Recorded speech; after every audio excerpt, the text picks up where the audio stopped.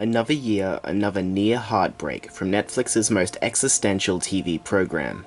Our favourite alcoholic narcissist, Bojack Horseman, returns after a year in Michigan to take us on another roller coaster of emotional trauma and delight, both in equal measure.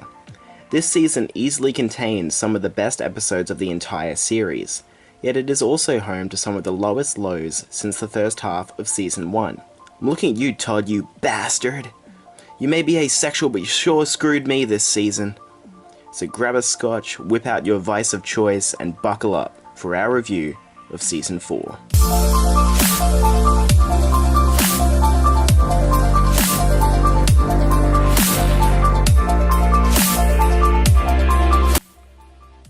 This season has some of the most honest storytelling in modern television, powerfully conveying serious mental and physical illnesses such as dementia and chronic depression. Hey! Bojack has been on a tumultuous journey to say the least, often relapsing into self-destructive habits just when we think he is finally on the path to true redemption. It is in my opinion that the best stories come from the characters, not the fictional backdrop that they inhabit. We can imagine Bojack in the real world. His animalistic appearance does not fundamentally change our understanding of his undeniably human traits. Season 4 is the first time in a long time where Bojack finally looks to be turning a corner on this well-beaten road.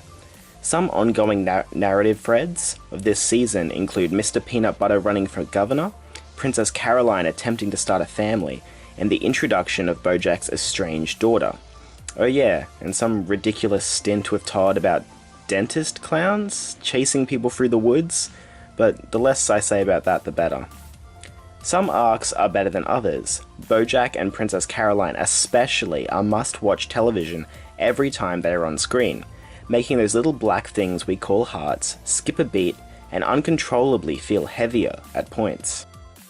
I will also mention my two favourite episodes of the series that I think deserve Dissension Media's highest acclaim. Stupid piece of shit, and no, I'm not talking about myself. I'm a good man. Save that kind of language for when you see me on the street or prowling through the sewers like Pennywise, not the chaotic anonymity of the internet. Couldn't even say that word, that's how pathetic I am. The episode I'm talking about is a picture-perfect portrayal of what depression looks like, sounds like, and feels like every single day. Not speaking from experience, of course, I'm a well-adjusted person, let's say.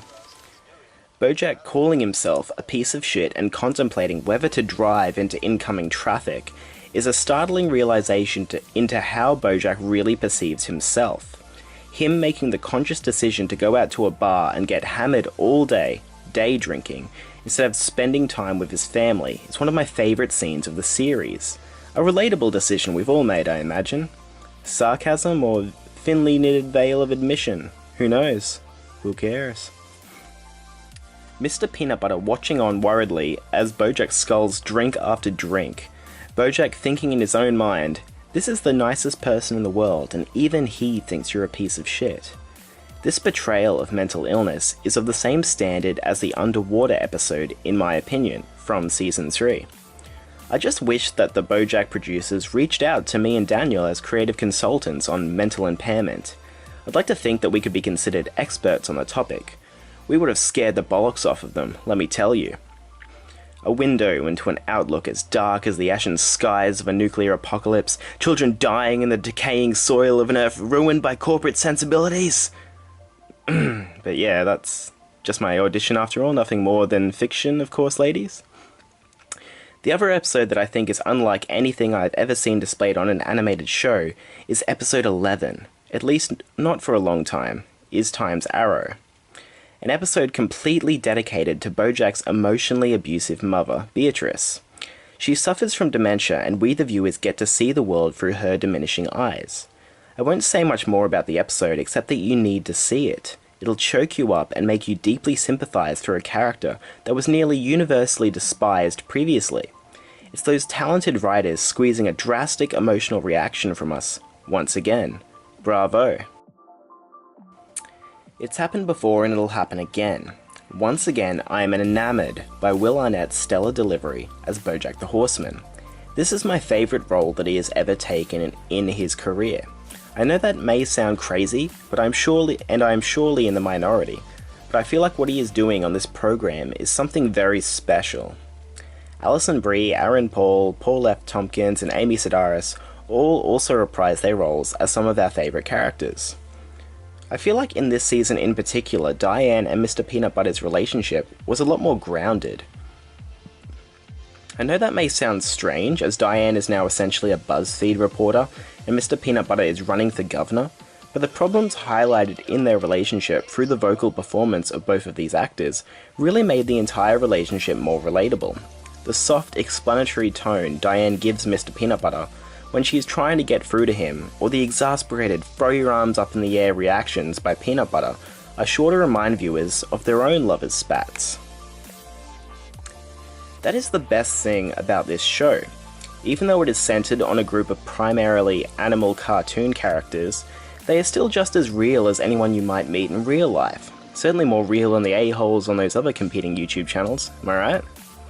Sentimentality aside, the show's music choices are once again spot on, giving meaningful scenes the knockout punch to finally send you over the tearful edge.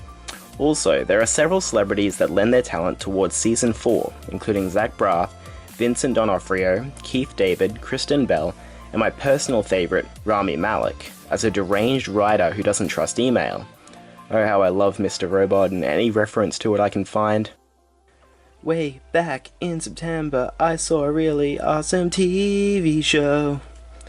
This may seem like a more condensed review than usual, but that's because I am struggling to find aspects to criticize. The animation is fantastic, the characterization is the best it's ever been, and the story keeps us continually engaged.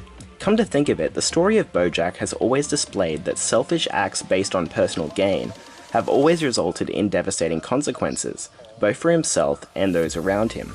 The only consequence of releasing this season is knowing that we will have to wait another year plus until we can see more. This isn't the funniest season of the show, but it is inarguably the most compelling. Bojack and the people closest to him are finally starting to figure out just what it is they want and how they can remain happy in their primarily materialistic world. My main criticisms of the season revolve around Todd's character. He seemingly has nothing of note to do this season, and there is too much screen time wasted on him and his dentist clowns when we could be with Bojack or Princess Carolyn, getting a worthwhile, introspective look into their characters, or perhaps even ourselves. Hopefully they figure something out for him next season and make sure all of the main cast have meaningful arcs in the recently confirmed Season 5. With all this in mind, Bojack Horseman has received a final rating of a 9.5 out of 10. 9.5 out of 10, baby. If you've been looking for that perfect TV show that will make you laugh, cry, and orgasm uncontrollably at the slightest power shift, then stop squinting and look no further than Bojack Horseman. For more coverage on your favourite TV shows, games, and movies, stay tuned to Dissension Media. Let it go, make my body go. Take our bodies higher and higher.